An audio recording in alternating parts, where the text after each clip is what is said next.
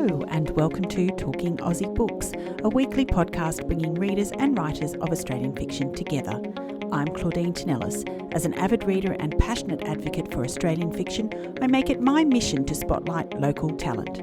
So if you're looking for your next read or simply want to learn more about the Australian literary scene, this podcast is for you. Grab yourself a cuppa, sit back and relax. Listeners, I'm always fascinated to learn how authors come to be authors, what led to their desire to pen a novel in the first place, and what life experiences are reflected in their writing. And this is particularly true of my next guest. Michelle Johnston is the author of 2 novels and an emergency physician. She works as a staff specialist at the Royal Perth Hospital Emergency Department and is also Professor of Emergency Medicine at St John of God, Murdoch. If that's not impressive enough, Michelle's debut novel, Dustfall, was awarded the Hachette Queensland Writers' Centre Developing Manuscript Award in 2014. It was later published by UWA Publishing in 2018 and shortlisted in the Mudd Literary Debut Novel Prize of 2019.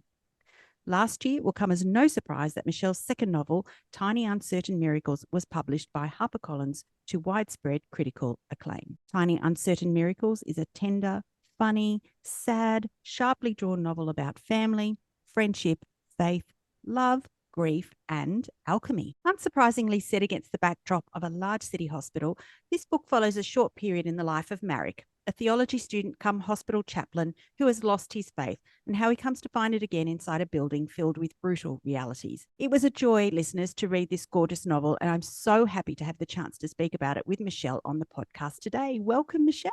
Oh, thank you so much for having me on your podcast. It's my pleasure, and congratulations on this beautiful novel. How are you feeling about its reception? I mean, it's been a while since it was published. Yeah, well, it came out in November of last year, and it is a funny time when a book comes out. Writers are strange creatures, and I think never quite satisfied. Has it sold enough? It's been lovely to have those amazing reviews, but you read between the lines, and do people like it? It's, we're really sadly so strange and fickle and very needy, we authors. So yes, look, the reception has been amazing. I've been extremely surprised and grateful for the reviews I've had. It's a hardcover book, which is very unusual for Australian fiction. There is a thought that Australians don't tend to buy a lot of hardbacks. Not entirely sure why, but maybe I'm a little bit of an experiment, see how that goes as well. But the cover is beautiful. Hazel Lamb, the designer at HarperCollins, has done an extraordinary job. Until people read the book, they might not realise that all those beautiful gold flecks are, in fact, gut bacteria. Yes, indeed. Now, I wanted to talk a little bit about the cover a bit later on and the theme that the cover reflects, the theme of the novel, of course. But before we start talking in depth about this beautiful novel, I wondered, Michelle, if you could give us some insight into why or how you began writing it and how you balance this part of your life with your work as a doctor. Absolutely. So a couple of things. Why write novels? I've essentially always in my heart believed I was a writer, had the soul of a poet, being a great reader from day dot, coming out of the womb, and had this real sense that every book that I read that became part of my DNA was kind of a gift to me. And I had this burning need to become part of that world rather than just a reader, a writer as well, and perhaps give that gift back to others in the sense of writing novels. And I did have a few things that I needed to explore. Most writers will agree that they really have no idea what their book's about until it's completely done and dusted and usually on the shelves and someone else tells them. But they are acts of exploration and deep things that we need to try and understand as humans. And mine seems to be the strange human nature of trying to understand the world, what it means to try and figure out who we are as an individual. Both books seem to have gone down that line in very different paths, but similar theme. They're acts of exploration and beauty. And I think, trying to write literary fiction, it's difficult to know what the actual true definition of literary fiction is, but some would say that it's where the word, the language, the sentences are just as important as the theme. And I find such beauty in sentences. I love a sentence that will just make me, close the book and sit back and go, "Wow, how did they do that?" It's just this innate, almost ineffable sense of joy and beauty to see a beautiful sentence. So I wanted to be able to create them myself, to see what that felt like. And how do I balance being a doctor and a writer? In a word, badly. I would love to say, and people do ask this question a lot. They must kind of complement each other. You see a lot of humanity, a lot of human stories, and that's certainly true. I certainly see a great deal of humanity at its rawest, its richest in the emergency department. And that is great fodder, anonymized, of course, but great fodder for even tiny snippets of a character. So there is a lot that is useful for each other, but mostly, you want your doctors to be orderly and straight-laced and within guardrails, and you want your writers to be completely the opposite, wild and crazy and experimental and creative. So I just find that most of my time is spent having the two people in my head trying not to murder each other. Oh, I absolutely love that. And yes, we can talk a little bit about your fodder for your characters a little bit later. Maybe we could talk about it now, I guess. I mean, what inspired you to write Tiny Uncertain Miracles? What was the first idea that came to you that you thought, this is something I have to write about? Yes, well, writing Dustfall, my first novel, was in a way a little bit easy because I had no idea what I was doing. It just kind of vomited it out, and okay, that's how that book was meant to be and to grow and to come into the world.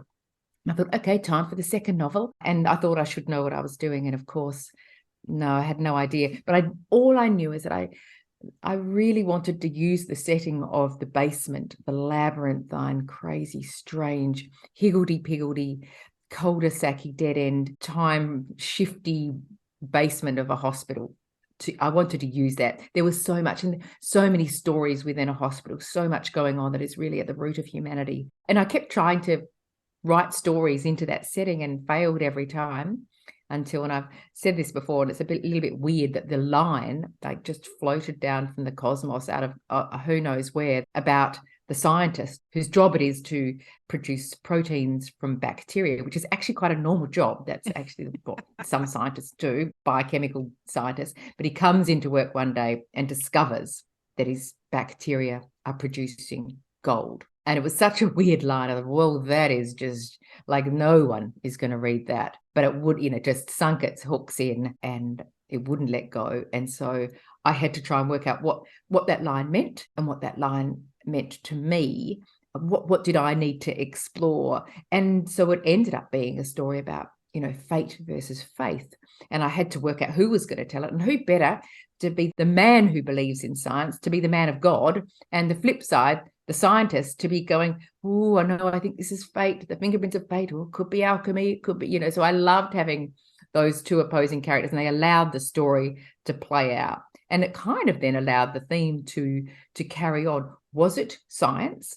Was it magical, strange, mystical, a different realm of a novel? And I really wanted to keep those two things alive the whole time, so the book could be read either as with scientific veracity, which it kind of can. I had to do a lot of research. I had to understand CRISPR and genome editing and all those things to be able to make sure that those bacteria might have been able to pull this off in the real world versus, the strange alchemical magic realism type of story.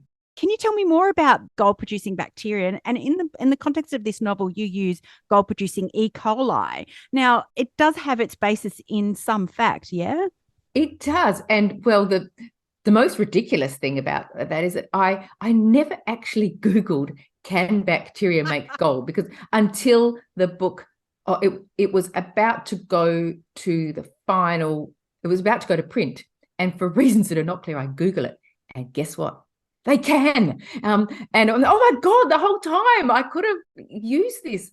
I was so embarrassed. I had to write to the editor and said, BT Dubs, apparently they can do this, but in certain circumstances, and they can't produce it de novo from nothing, but they can concentrate tiny elemental parts of different types of minerals and make it into nuggets. So they just have to have the substrate, which is why, and I won't spoil the story for people who haven't read it. There is a way that this can absolutely be true. I mean, it's true with a kind of an elasticness about it, a little bit of disbelief suspended. So any biochemists listening, right, just kind of don't pick me up on that one, but enough of a truth that you go, okay, yeah, no, this is how it happened.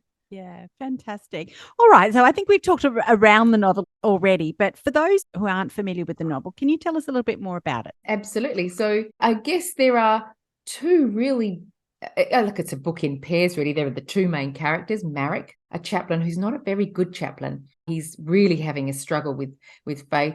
He's had a fairly troubled journey to get to where he is. He was a payroll officer and was married with a child, and that all went terribly wrong. A lot of a breakdown of a marriage, a loss of a child. She doesn't die, by the way, the child. I always say the loss. People say he's grieving. She doesn't die, but you'll find that all out later. A really struggling, troubled chaplain, and a scientist who's part Indian. His mother is from Agra, this a storied, fabled city. And he has kind of it's been infused through his whole life that there is magic afoot. He has the fingerprints of fate upon him. He's due for something magical and amazing to happen to him. So when this happens, he's kind of off and running. And having those deep backgrounds to those people, it's representative society. Why do we believe the things we do? Well, we do because they come after a lifetime of creating these narratives in our head about how the world works.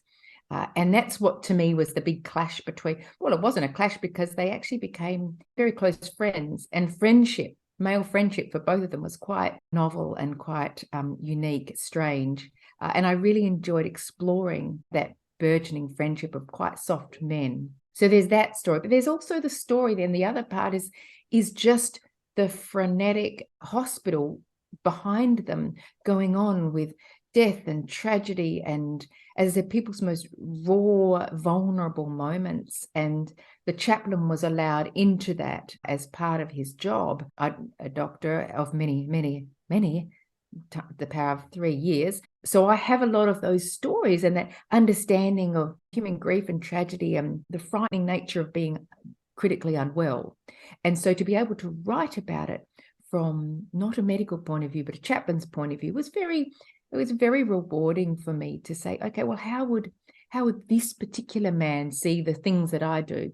There is a doctor in there who's about my age, and she has margarine colored hair, and she pops in and out like a cameo. And of course she is me. And it was quite, that's my little in joke.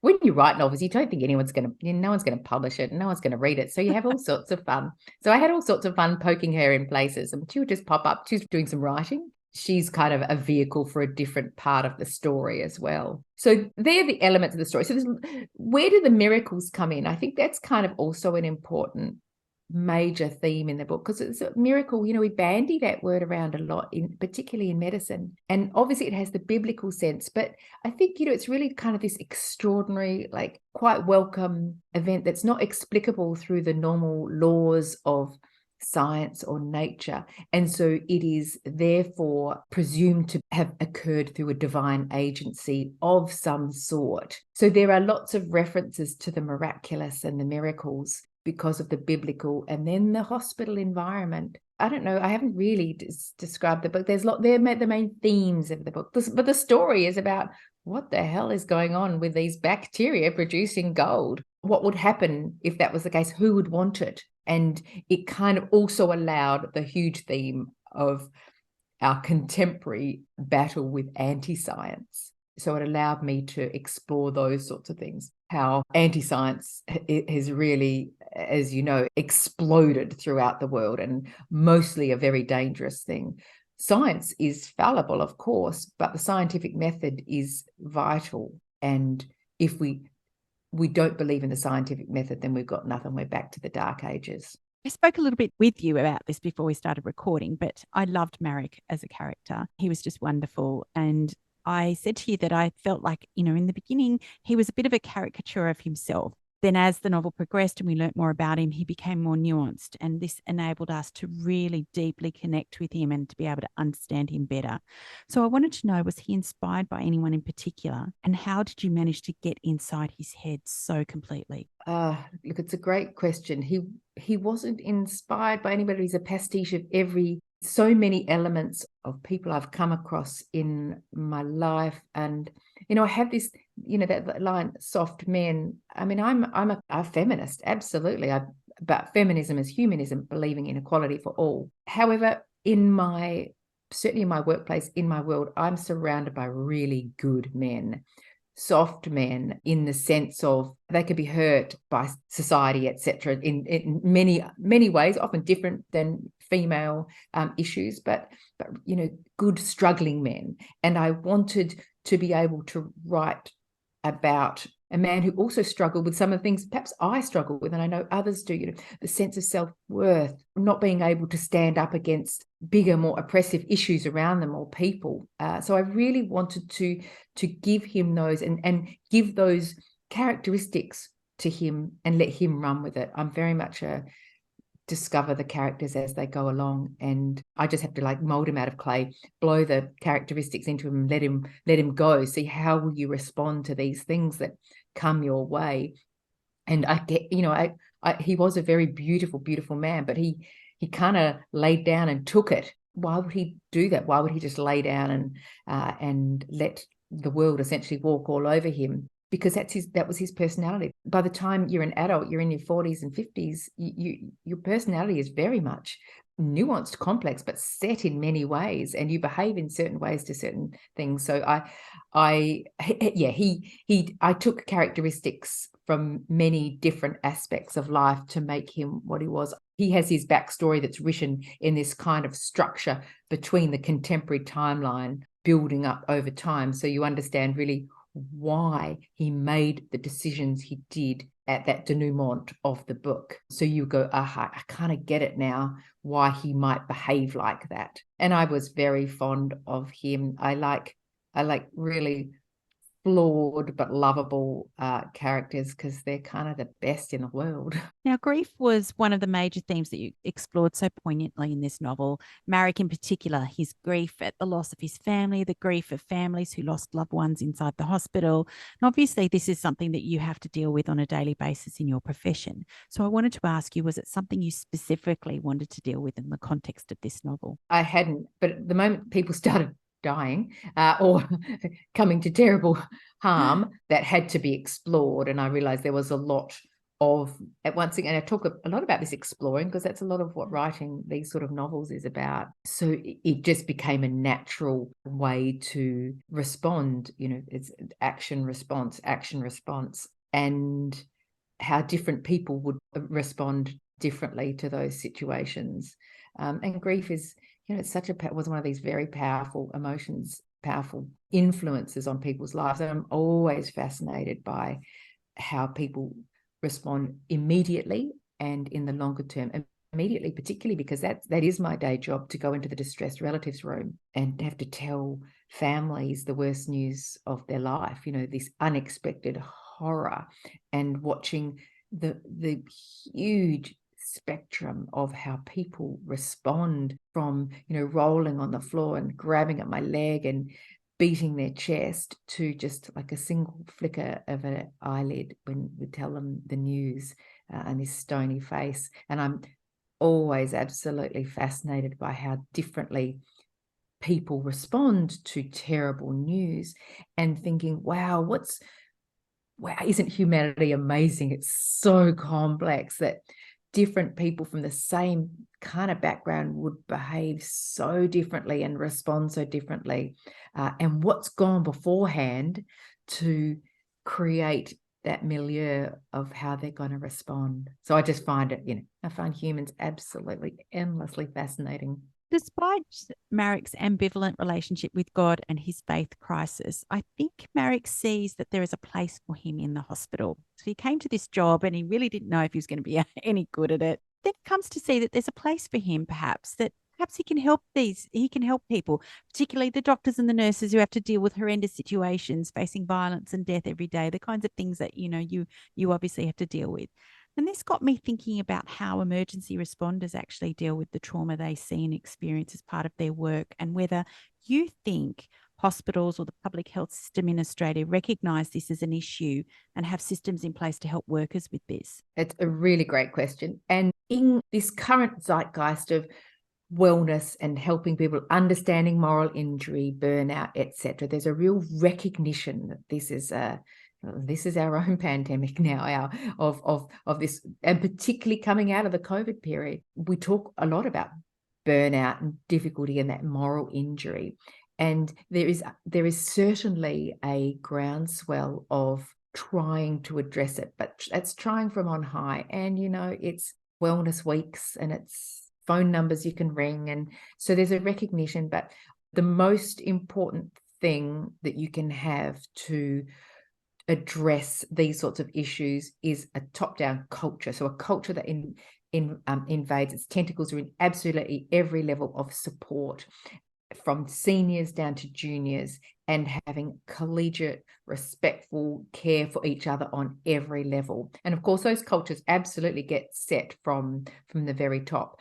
But it's, I think there's a line in the book where the doctor says, there's no point talking about it. And we don't want wellness. We don't want yoga. We don't want phone numbers we can ring. We want society fixed.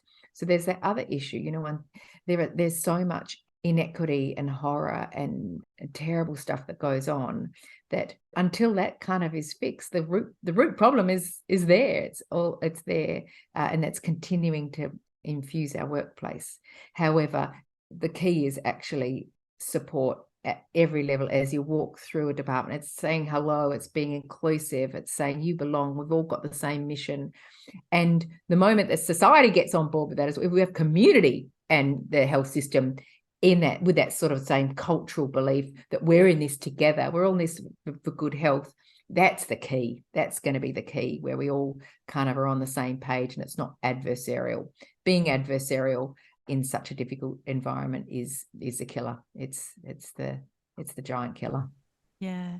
I think the doctor in this book says something to Marek along the lines of, all that they are doing is patching people up and sending them back out again. As you say, there are those deeper issues that need to be addressed. It was a really poignant and very hard-hitting line, I think. It was an opportunity for me to have my little personal rant. We often read novels not just for the story and the entertainment, but to learn something about a different life, different person's life. And that was my opportunity to go, hey, this is it's not necessarily, it's partly health literacy. It's about the literacy of understanding systems and health systems and what goes on. Yeah. And that was my little bit of, activism in there, if you like. Now, as mentioned, after what happened with Marek's family, he has a troubled relationship with God and his faith.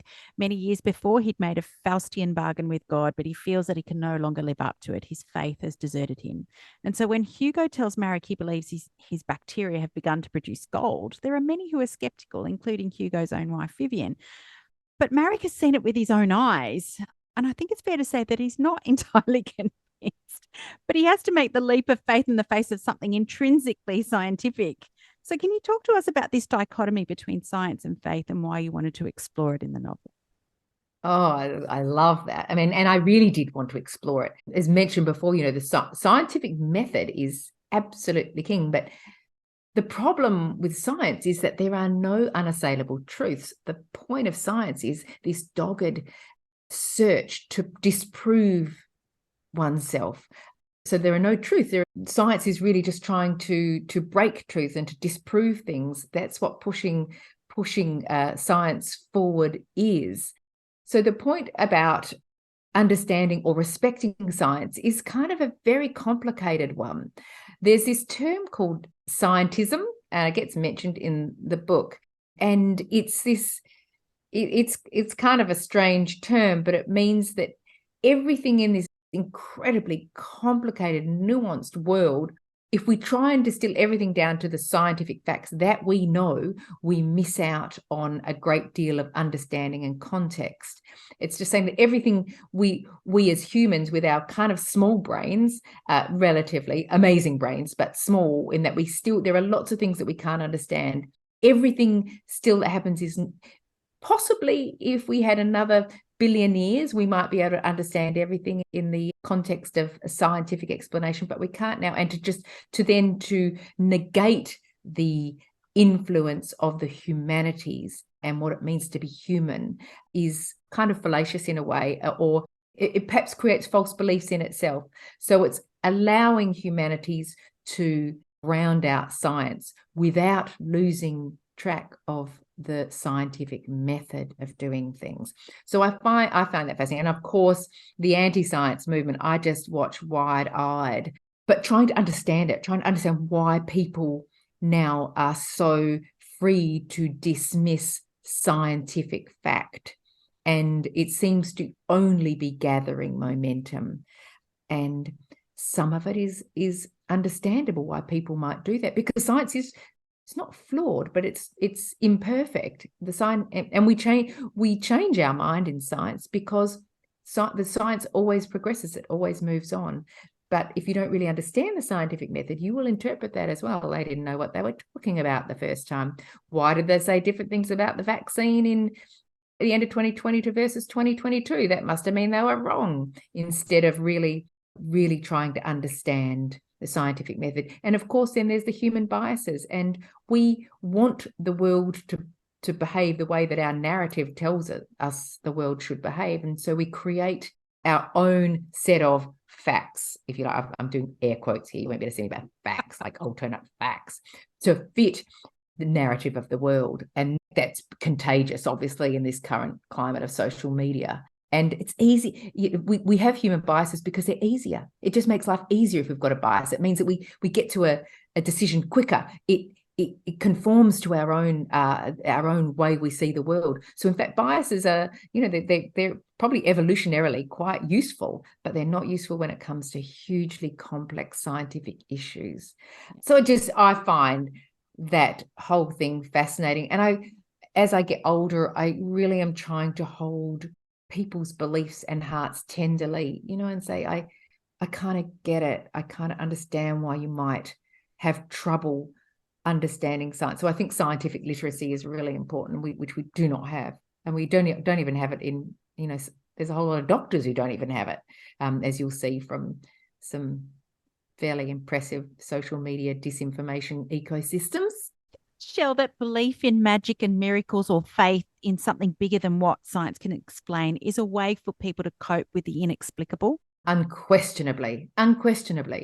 Why are there so many different religions in the world? Why do we have rituals? Absolutely. There's so much inexplicable yet. And as I say, when I say yeah, and we're talking a long time before everything will be explicable, maybe never. I don't know. But we all have to try and grapple with the inexplicable. And where more likely is that going to happen when it's in a hospital with critical illness? Things, as the human body as well as the human mind is so infinitely complex. They never behave really as we understand it, our very simplistic way of understanding things in Western medicine. So we often resort to calling things miraculous or miracles, or and then creating our own story around it. Why? Well, it's because it was karma, it was something I did, it was bad or good, or I do it all the time too. It's like human nature. We're beautiful and flawed, and it's so complex and absurd and marvelous. So we talked a little bit about the cover of your book before, and as you said, it's very unusual for a work of fiction in Australia to be published in hardcover, but your cover is just gorgeous, and it reflects gold as a central theme of your book, and it's also replicated on the cover, represented by tiny particles in gold foil on a white hardcover. How did you feel about it when you first saw it? Oh, I was absolutely blown away. Authors get very little say in their covers, but this one just sprang this full page on my computer and an email with the publishing. Do you like it? And they're, oh my God, I just cried because I had no concept of what the cover might be, none whatsoever. So it was just such a surprise, and I love everything about it, particularly the lowercase font that just kind of appears out. It's not even written, it's not outlined, it's just. And I love the lowercase, and I love the endorsement quotes just swimming around in there. It's really inspired. I think it's absolutely, and the color changes with the different light. It goes from like brassy bronze through to gold through to yellow. It's wild. Yeah. So no, I absolutely love it. I don't. The market will decide whether they want to buy it or not. I hope they do. It's really important to buy books, and not just my books, but all books, because we're all kind of struggling to, to keep being published, certainly to make a living. People aren't buying books. Who knows where that goes in the future? This is with a huge investment by HarperCollins, Fourth Estate, my incredible publisher, Catherine Milne, the entire team. My greatest hope is that I'll do them and the reader justice with the book the way it is. Yeah. It's hard, those things are completely out of your hand. You write the book, as I said, honestly, I wrote the book thinking, no, who is going to read this? Which is very liberating to have that, but then it's kind of becomes an object on the market, and you need to sort of participate in the market forces, if you like. But I want to be read, I need to be bought. It's not me, it's my book, it's the work. And it's kind of important to really separate them out. This is, if it's a bad review, whatever, this is not a reflection on me, it's the work. So I really try and divorce those things so I don't get too, and I never look at Goodreads because that's scary.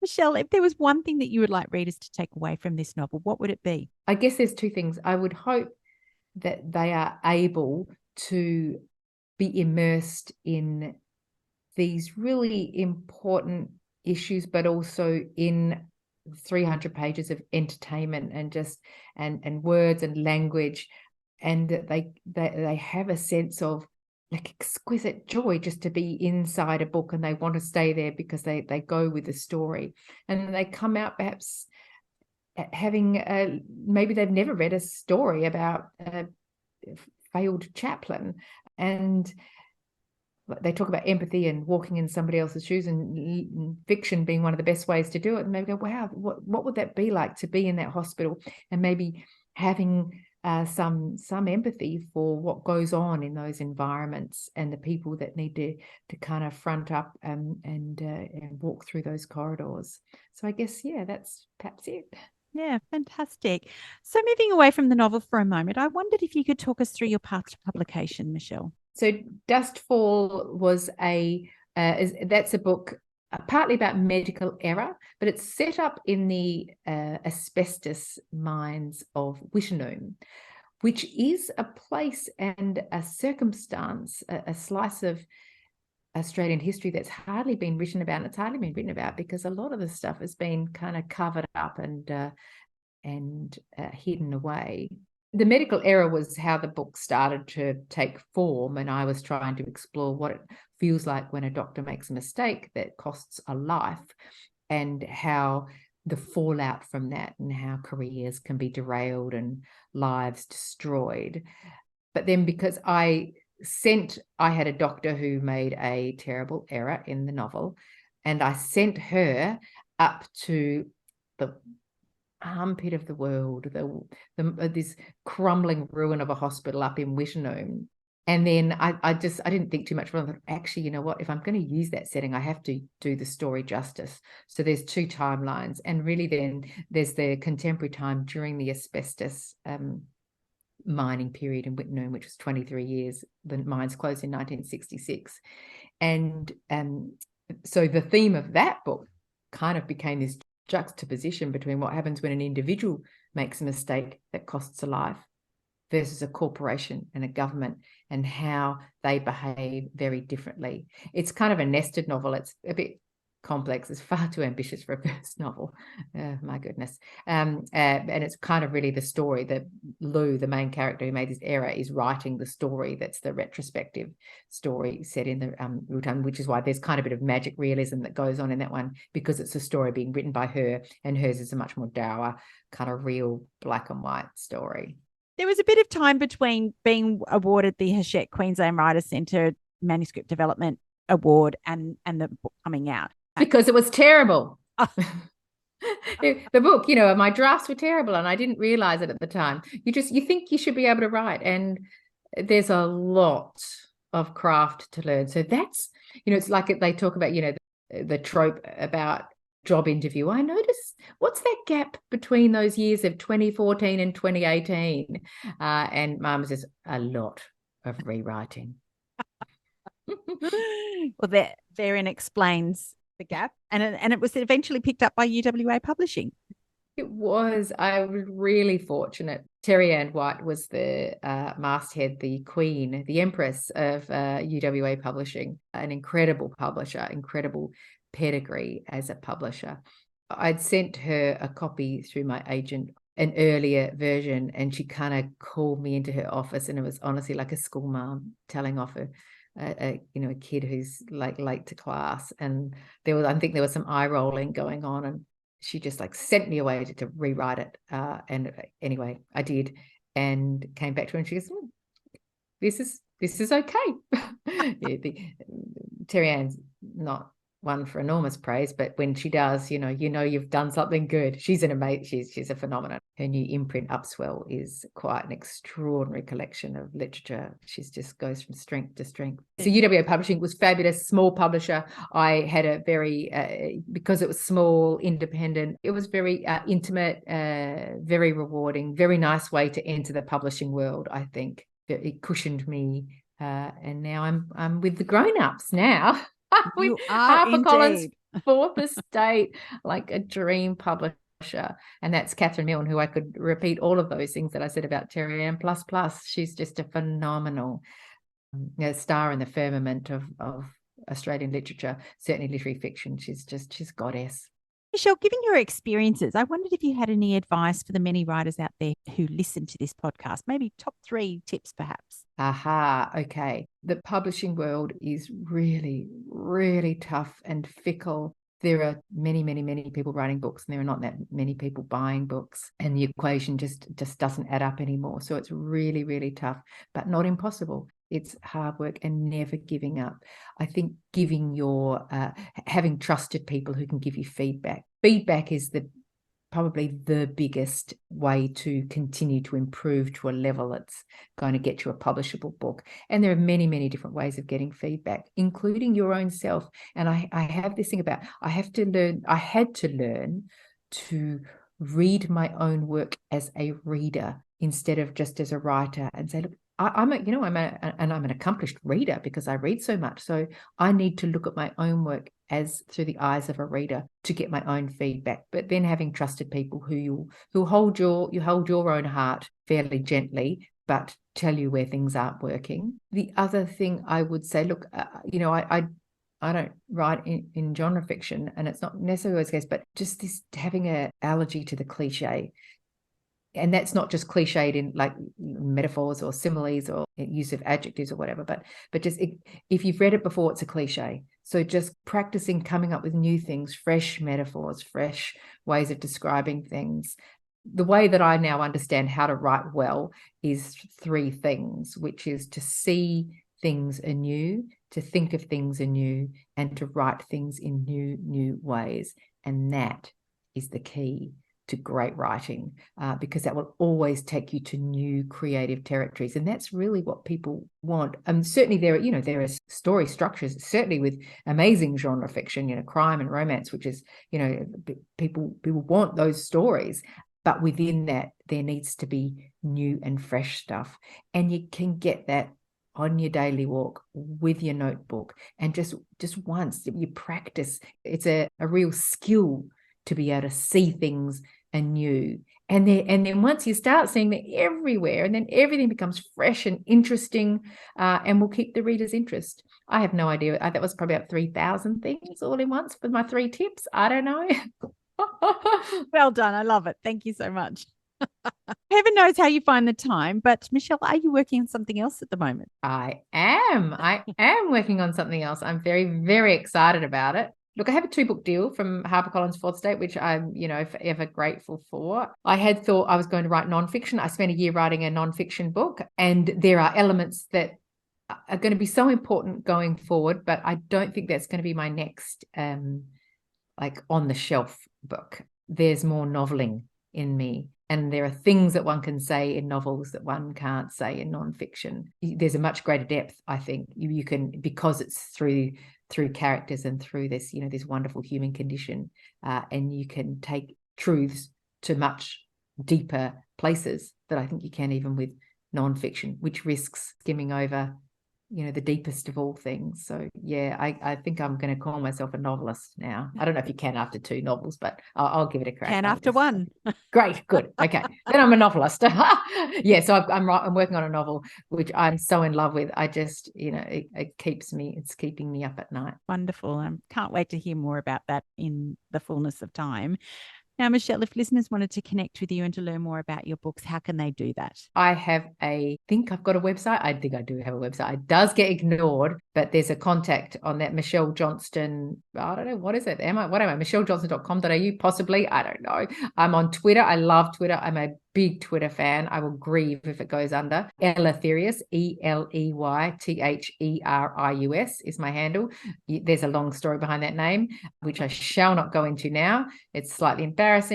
And Instagram, Michelle Johnston author. Please, if you don't read my books, let me know. If you do read my books, let me know. I love, the point of writing is to be read, is to communicate, is to have your writing read. So I love to hear from people. Michelle, I have read and loved Tiny Uncertain Miracles, and I'm sure many listeners out there will too. I wish you every success with your writing, and thank you for joining me on Talking Aussie Books today.